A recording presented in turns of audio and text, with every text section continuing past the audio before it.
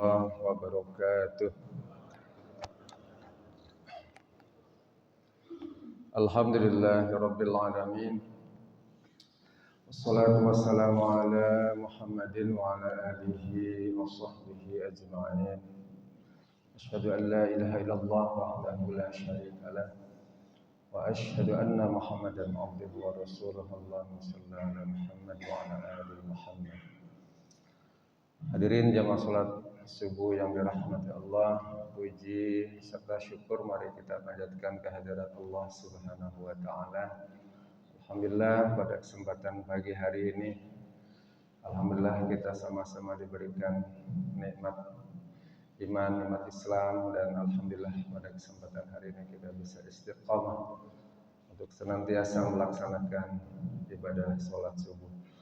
Salawat serta salam semoga dilimpahkan kepada Nabi kita Nabi Muhammad sallallahu alaihi wasallam. Hadirin jamaah salat subuh yang dirahmati Allah. Alhamdulillah hari ini kita sudah masuk ke 9 Zulhijjah ya. Di mana juga alhamdulillah insyaallah jamaah sekalian pada hari ini kita juga barangkali bisa melaksanakan ibadah salat ibadah puasa sunnah Arafah ya. Dan mudah-mudahan ibadah kita diterima oleh Allah Subhanahu wa taala. Amin ya rabbal alamin. Hadirin jamaah salat subuh yang dirahmati Allah.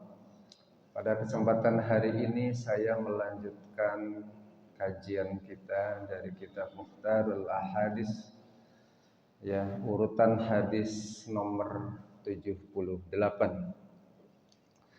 Bismillahirrahmanirrahim. Dalam hadis ya riwayat At-Tirmidzi ya yang diriwayatkan oleh Abu Hurairah, "Idza amma ahadukumun nas falyukhaffaf," kata Nabi. Apabila seorang dari kamu, kata Nabi, ya, mengimami orang banyak, apabila ya kita menjadi imam ya, secara otomatis imam kita itu makmumnya banyak, kata Nabi. Kata Nabi, fa inna fihi mus-shaghira wal kabira wad dha'if wal marid wa dzal hajah. Kata Nabi, kalau apabila kamu hendak memenuhi orang banyak, hendaklah, kata Nabi, ringankanlah bacaan surah. Jadi kata Nabi, kalau kita menjadi imam orang banyak, kata Nabi, ringankanlah bacaannya. Kenapa?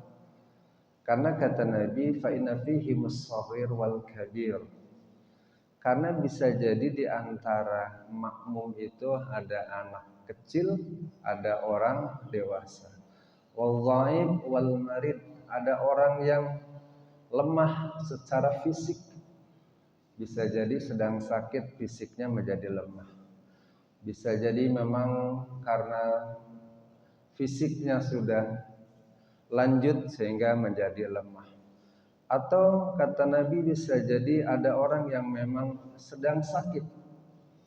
Bahkan kata Nabi bisa jadi ada orang yang mempunyai keperluan. Wa idza shalla nafsihi falyutawwil ma syaa. Kata Nabi, wa idza shalla nafsihi falyutawwil ma syaa. Apabila ia salat sendirian, kata Nabi, sebaliknya hendaknya bacaannya itu dipanjangkan. Terkait dengan hadis ini, seringkali orang bertanya begini. Kata Nabi, kalau jadi imam itu kan bacaannya harus ringan, atau ya jangan terlalu panjang. Lalu ukuran ringan, ukuran pendek bacaan Al-Quran itu seperti apa? Apakah ketika jadi imam baca Al-Ikhlas? Apakah kalau kita baca Al-Alaq itu kategorinya panjang? Apakah bacaan pendek itu An-Nas? Ketika kita jadi imam bacanya An-Nas, Qulhu. Kalau baca An-Naba kepanjangan, baca Asyam kepanjangan ya. Jadi batasannya sampai di mana ketika kita jadi imam? Itu kata Nabi enggak boleh kita bacaannya panjang. Kalau kita jadi imam, ringankanlah bacaannya, kata Nabi. Salah satu ukuran ya disebut bacaannya panjang atau ringan, kita bisa merujuk kepada dalil yang lain atau hadis yang lain ya. Jadi jangan sampai berpikir, oh bacaannya panjang. Padahal bisa jadi nggak panjang, itu pendek. Tapi karena ukuran kita pendek itu ya singkat ya. Jadi kalau ada imam, oh bacaannya surahnya pendek, cepet lagi gitu ya, ringan. Jadi kalau surah Anas ngebut, udah pendek ngebut, itu kan kadang lebih disukai ya. Tetapi ada ukuran bacaan panjang itu seperti apa, pendek itu seperti apa. Pernah Rasulullah ya menegur Muadz bin Jabal, sahabat Nabi, ditegur oleh Nabi. Ketika beliau menjadi imam ditegur karena bacaannya panjang. Teguran Rasulullah, aturidu an takuna fattanan ya Muadz. Apakah engkau ingin membuat lari dari agama ya Muadz karena bacaanmu panjang? Idza amamta nas faqra.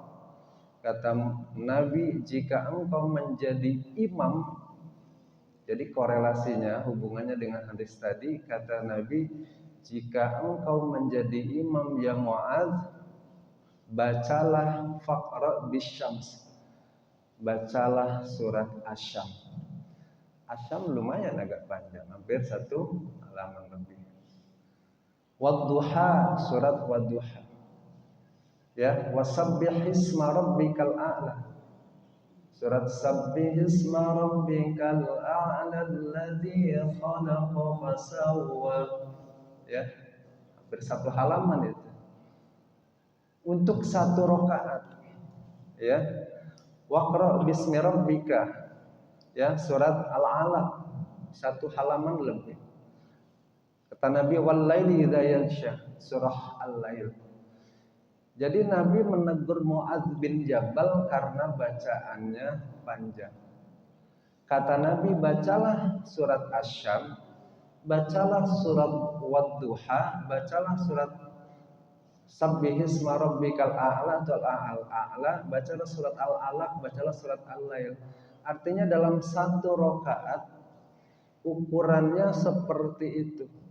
Jadi kalau imam baca Al-A'la, imam baca Iqra bismi rabbikal ladzi sampai selesai, itu sebetulnya ukurannya itu ringan.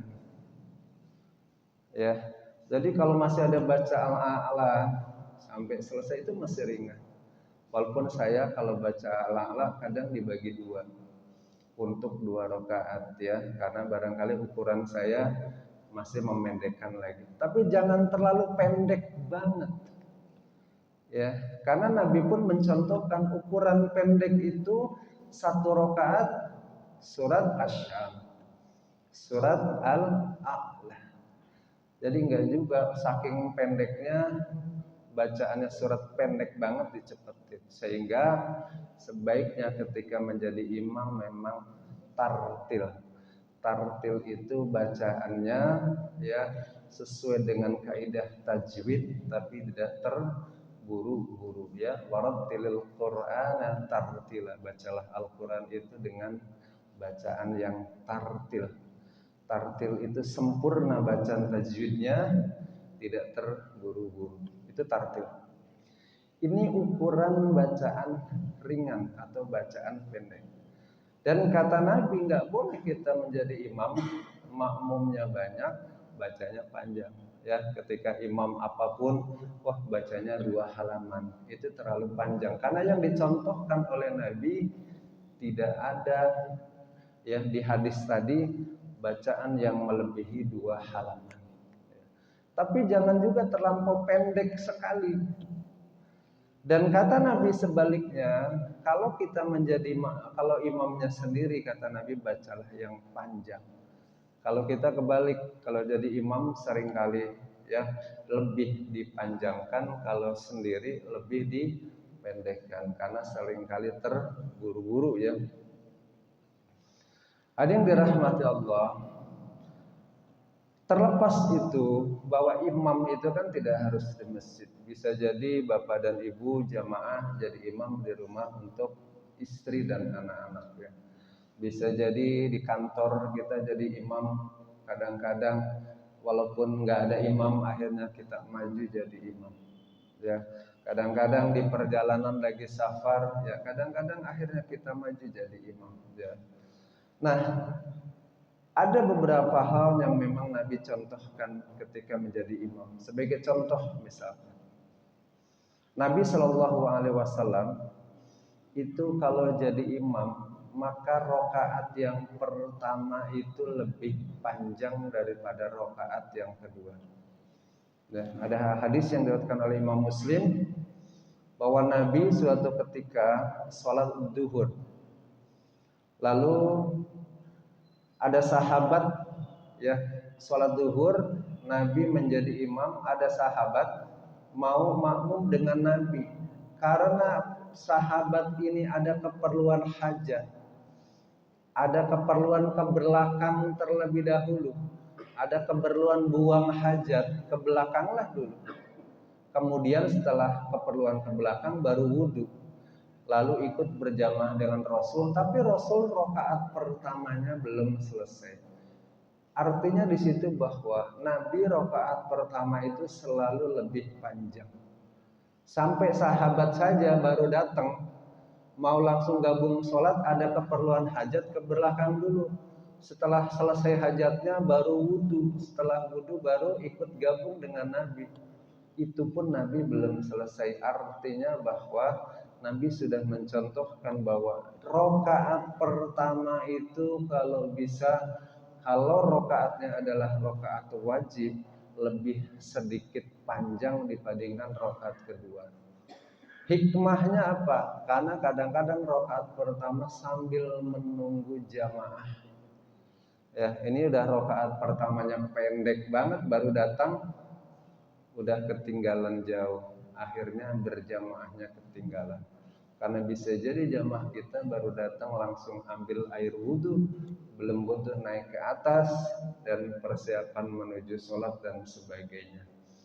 Ya, ini yang pertama, bahwa ketika kita jadi imam, ya, yang dicontohkan oleh Nabi baik di rumah ataupun di masjid, bacalah rakaat pertama lebih panjang. Hikmahnya adalah bahwa kita menunggu jamaah.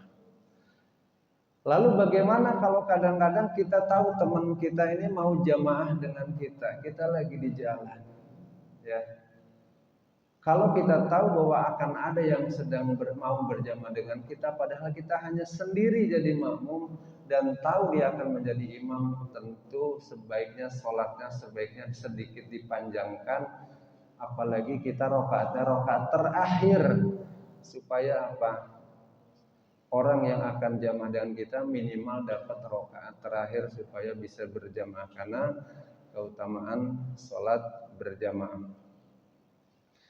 Hadirin rahmati Allah. Lalu berikutnya dalam berjamaah ada hadis yang sangat bagus sekali yang perlu kita renungkan juga. Dari hadis ini diriwayatkan oleh Imam Muslim. Kalau tidak salah ini kata Nabi, innama juhilal imam liyutamma bih. Sesungguhnya imam itu diangkat untuk diikuti. Jadi kalau kita menjadi makmum, bahwa imam itu harus diikuti. Kata Nabi, fa idza kabbara fakabbiru. Jika dia takbir maka kita bertakbirlah. Wa idza sajada fasjudu. Wa idza rafa'a farfa'u. Jadi batasan orang mengikuti imam adalah ketika imam sudah melakukan gerakan takbir terakhir. Kalau imam sudah baru kita Allahu Akbar. Seringkali ini kalau sholat Jumat, saya mengamati di beberapa tempat, kalau sholat Jumat terus di masjidnya ada Jumat berkah. dapat itu nasi. Sekarang kan Jumat berkah namanya di kota-kota sudah ya mafhum bahwa di situ seringkali ada Jumat berkah. Begitu imam baru assalamualaikum pertama, itu jamaah yang terutama anak-anak udah langsung lari, padahal belum selesai itu.